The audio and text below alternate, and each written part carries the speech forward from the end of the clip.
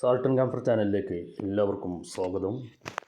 KEAM 2025 engineering allotment third allotment കിട്ടി join ചെയ്യാൻ പോകുന്നവർ ശ്രദ്ധിക്കുക. പുതുതായിട്ട് ആദ്യമായിട്ട് അലോട്ട്മെൻറ്റ് കിട്ടുന്നവരാണെങ്കിൽ അവർ കിട്ടിയ കോളേജിൻ്റെ വെബ്സൈറ്റിലൊന്ന് കയറിയിട്ട് അവിടെ പറയുന്ന ഫീസ് എത്രയാണ് എന്നുള്ളത് നോക്കുക. കോളേജിൽ അടക്കേണ്ട ഫീസ് വേറെ തന്നെ ഉണ്ട്. അലോട്ട്മെൻറ്റ് മെമ്മോയിൽ കാണുന്ന ഫീസ് മാത്രമല്ല അടക്കേണ്ടത്. കോളേജിൽ അടക്കേണ്ട മറ്റു ഫീസുകൾ കോളേജിൻ്റെ വെബ്സൈറ്റിലാണ് പ്രസിദ്ധീകരിച്ചിട്ടുണ്ടാവുക. അത് നോക്കിയിട്ട് അത് എങ്ങനെ പേയ്മെൻറ്റ് നടത്തണം എന്നുള്ളത് അവിടെ പറഞ്ഞിട്ടുണ്ടാവും. അതൊക്കെ അനുസരിച്ച് പേയ്മെൻറ്റിന് ഉള്ള എല്ലാവിധ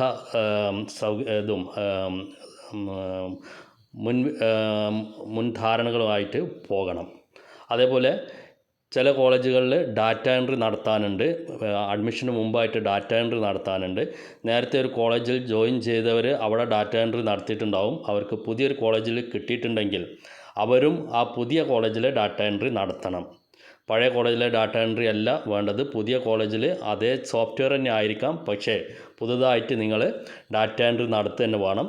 ഡാറ്റ എൻട്രി നടത്തുമ്പോൾ പഴയ കോളേജിൻ്റെ ഇതവിടെ നിലനിൽക്കുന്നതുകൊണ്ട് നിങ്ങളെ ചിലപ്പോൾ അതിന് സമ്മതിക്കില്ല. ആൾറെഡി എക്സിസ്റ്റ് എന്ന് പറയും. അങ്ങനെയാണെങ്കിൽ നിങ്ങൾ മറ്റൊരു ഫോൺ നമ്പറും ഇമെയിൽ ഐഡിയും നൽകിക്കൊണ്ട് ഡാറ്റ എൻട്രി നടത്താൻ ശ്രദ്ധിക്കുക. അതിനുശേഷം കോളേജിൽ നിന്ന് പിന്നീട് അത് എഡിറ്റ് ചെയ്യാനുള്ള സമയത്ത് എഡിറ്റ് ചെയ്താൽ മതി. അതായത് ക്ലാസ് തുടങ്ങിയതിന് ശേഷം എഡിറ്റ് ചെയ്യാനുള്ള ഒരു ഓപ്ഷൻ വരും. ആ സമയത്ത് എഡിറ്റ് ചെയ്യാൻ പറ്റുമായിരിക്കും. അപ്പോൾ അത് എഡിറ്റ് ചെയ്താൽ മതി. ഡാറ്റ എൻട്രി നടത്താതെ, അതായത് ഓരോ കോളേജിലും അതിൻ്റേതായിട്ടുള്ള ഡാറ്റ എൻട്രി ഉണ്ടെങ്കിൽ ആ ഡാറ്റ എൻട്രി നടത്താതെ അഡ്മിഷൻ പ്രോസസ്സിലേക്ക് പോകാൻ സാധിക്കില്ല എന്നുള്ളതുകൊണ്ട് നേരത്തെ തന്നെ അത് കോളേജിൽ നിന്ന് എത്തുന്നതിന് മുമ്പ് തന്നെ ഡാറ്റ എൻട്രി നടത്തുക. ഇനി ഒരു കോളേജിൽ നിന്ന് എല്ലാ ഡോക്യുമെൻറ്റ്സും വാങ്ങാൻ പോകുന്നവർ മറ്റൊരു കോളേജിലേക്ക് കിട്ടി ഒരു നേരത്തെ ചേർന്ന കോളേജിൽ നിന്ന് ഡോക്യുമെൻറ്റ്സ് വാങ്ങാൻ പോകുന്നവർ ശ്രദ്ധിക്കുക. പാരൻസോ അല്ലെങ്കിൽ സ്റ്റുഡൻറ്റോ ആരെങ്കിലും ഒരാൾ പോയാൽ മതി. പക്ഷേ അവർ പോകുമ്പം അവരുടെ അഡ്മിഷൻ സ്ലിപ്പ്, അവരുടെ കയ്യിലൊരു അഡ്മിഷൻ സ്ലിപ്പ് കോളേജിൽ നിന്ന് നേരത്തെ അഡ്മിഷൻ എടുത്തപ്പോൾ കൊടുത്തിട്ടുണ്ടാവും.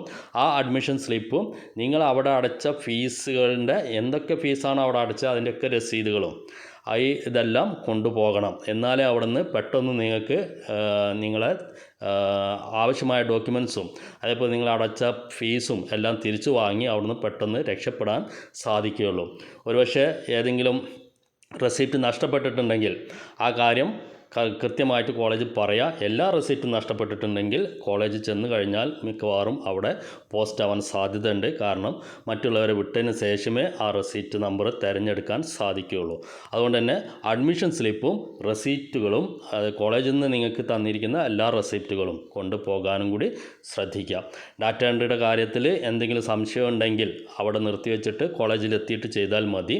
കാരണം കോളേജിൽ അതിനുള്ള സൗകര്യങ്ങൾ കൊടുക്കുന്നുണ്ട്. പക്ഷേ നിങ്ങൾ കോളേജിൽ എത്തിയിട്ട് ചെയ്ത് കഴിഞ്ഞാൽ അതിന് ഒരുപാട് സമയം എടുക്കുന്നുള്ളതുകൊണ്ട് അത് ശ്രദ്ധിക്കുക. മാൻഡേറ്ററി ആയിട്ടുള്ള ഫീൽഡ് സ്റ്റാർ ഇട്ട ഡാറ്റ എൻട്രിയിൽ സ്റ്റാർ ഇട്ട കുറേ ഫീൽഡുകളുണ്ടാവും. ആ ഫീൽഡ് മാത്രം ചെയ്യുക. ബാക്കിയെല്ലാം പിന്നീട് ചെയ്താൽ മതി. ചില കോളേജുകൾ അതും ചെയ്യണമെന്ന് പറയുന്നുണ്ടെങ്കിൽ കോളേജിൽ എത്തിയതിന് ശേഷം മാത്രം അത് എഡിറ്റ് ചെയ്യാൻ ശ്രദ്ധിക്കുക. വീഡിയോ വാച്ചിന് നന്ദി, നമസ്കാരം.